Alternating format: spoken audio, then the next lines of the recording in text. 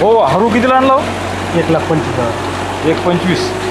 रोटा चांगला का हरू चांगला? हरू आता मला वाटतं रोट्याचा जो दणका आहे रोटा वल्ल्या जमिनीला हो हो तो कॉन्क्रीट बनवतो. हो हो.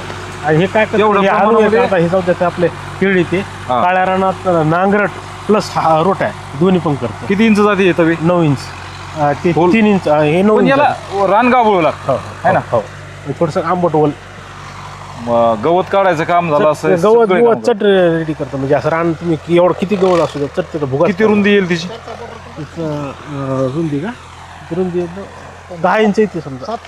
नाही नाही 6 फूट येईल का? हो 6 फूट का जास्त येईल? 6 फूट 6 फूट आता हे केळीचं पूर्ण त्यांना डबल आणल्यानंतर मला वाटतं यात काहीच काहीच राहणार. राहणार नाही. हे आता याचे भुगा आता आपण ते दुहेरी आणलेलं आहे, हा ते डायरेक्ट अशी झाली, असे असे असे पूर्ण बारीक बारीक तुकडे झाले. बारीक तुकडे झाले. तर हे हरू पीटीओवर चालतं नाही का? पिठीवर पीटीओच्या ताकदीने चालतं. हा हा. त्याच्यामुळे ते फिरल्यामुळे जास्त त्याचं- फिरल्यामुळे डायरेक्ट त्याचे हेच करायला, तुकडेच करायला त्याचे असे, हा. आणि पुन्हा तुकडे करून हे मातीत टाकायले.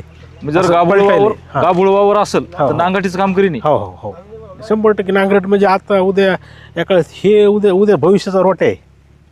भविष्यात हो, हो. त्या रोट्याचा काय होतो दणका बसतो. हो हो. नाही नाही, म्हणजे भविष्याचं समजा रोट्या वापरणं बंद करून हे तुम्ही हरू चालू होईल. रोट्याचा जो दणका प्रत्येक ब्लेडचा बसतो ना बसतो. वल्ल्यामध्ये, हो हो. ते ना खालची जमीन दाबीत ना. खालची जमीन निबर बनते. हा हा. हे कसं हे मोकळं करते. आता ही जमीन आता चला पहिले जाऊ. जमीन आहे ना. तर याचं तर ते होत नाही ना, हा याचं ते होत नाही. हा नाही. म्हणजे काय सगळे केळं निघून गेले तुमच्या खाली.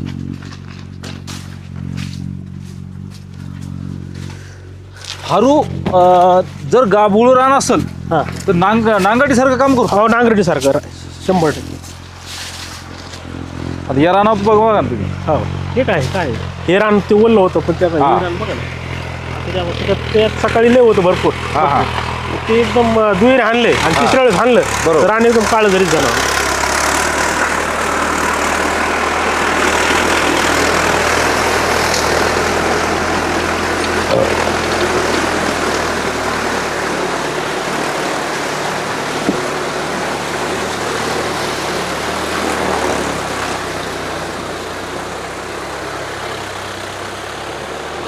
रोट्यांना जो दणका बसतो, जे जमीन निबर होती ना, हा हा. ती येणं व्हायची नाही. येणं होत नाही. येणं काय करतं, येणं चिरून असं टाकीत चालतं ना, फिरीत असं, म्हणजे डायरेक्ट वर उचलल्या जाते जमीन. बरोबर. माती मोकळी करायला. बरोबर, माती मोकळं हा करतो. हा. तर आता हे नवीन नवीन यंत्र जे आले हे शेतीचे फायद्याचे, फायद्याचे 100. पण आता हे निसर्ग आपल्या हातात नाही. नाही ते आणि ही जी केळी काढली ही निसर्गाच्या या लहरीपणामुळे काढली. हो. जवळजवळ आता जून पासून मे पासून जो या रानामध्ये पाऊस आहे हो. तो आता हे जर तुम्ही पाहिलं तर चिखलच आहे. आणि या अति पावसामुळं या केळीची जी योग्य वाढ आहे ती एक तर झाली नाही, आणि दुसरी गोष्ट आपल्याला जे काही शासन निर्णयाने असेल किंवा मग जे काही दुसऱ्या देशामध्ये जरा निर्यातच्या अडचणी असतील त्यामुळं आपल्या या भारतामधून इराणला जो काही हे जात होतं, केळी जात होती, तिच्यामध्ये अडचण आयशा भाऊंचं मत आहे. आणि त्यामुळे 2 रुपये 3 रुपये किलो असं या केळीचा रेट राहिला. त्यामुळं त्यांनी 12 एकर केळीवरती हे काही नांगरटे हरू फिरवला हे आणि सगळा खर्च असा हा मातीत गेलेला आपल्याला दिसतो.